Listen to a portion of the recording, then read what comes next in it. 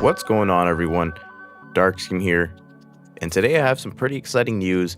It was revealed in a Polygon post actually that a new Warzone boss and a new UNSC vehicle will be coming to Halo 5 in this next Warzone Firefight update at the end of this month.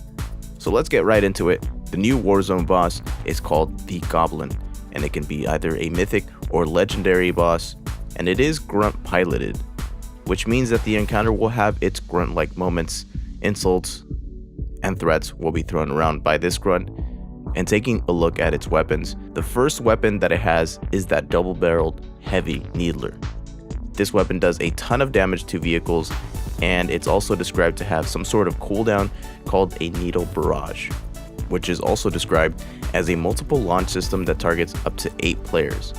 So while this weapon is cooldown based, it'll also mean that the Goblin won't be able to use his needler arm after using needle barrage. And for this move, needle barrage, it can also be stopped by quote-unquote knocking out the Goblin's backpack, and we'll talk a little bit more about that later. So while the double-barreled heavy needler is on cooldown, he'll be able to use a grenade launcher. No real description here for the grenade launcher, just that it does a ton of damage to Spartans and vehicles. As far as melee and movement for the Goblin, it's looking like it's very mobile, capable of jumping up to 200 feet. So I feel like that will make the encounter a lot more interesting. Having a Goblin or this sort of grunt vehicle jumping at you will be something quite scary and quite different for Halo. And the melee from the Goblin pretty much one-shots any Spartan or light vehicle.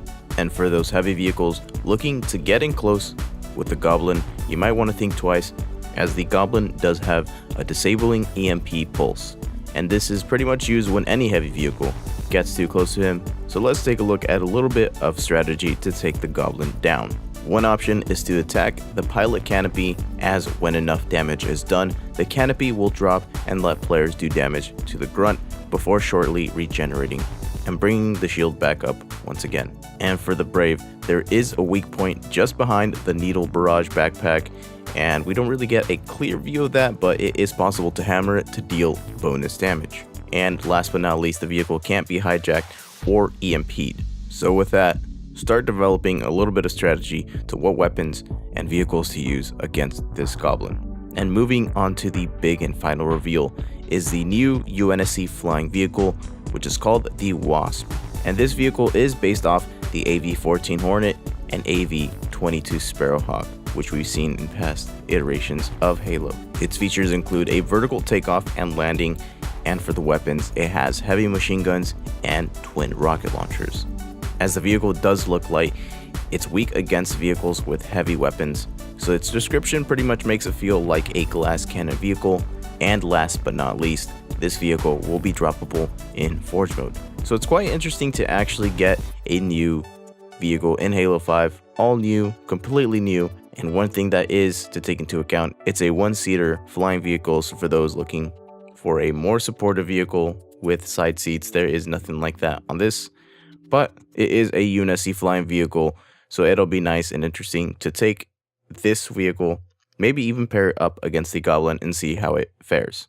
Other than that, that's pretty much it for the reveal. Let me know what you think about the Goblin. Let me know how you feel about the Wasp. For the Goblin, I think it'll be one of the most interesting boss encounters in Halo 5, as it does have that grunt piloting the vehicle. But once again, let me know. And as always, I'd like to thank you so much for watching, and I will see you next time.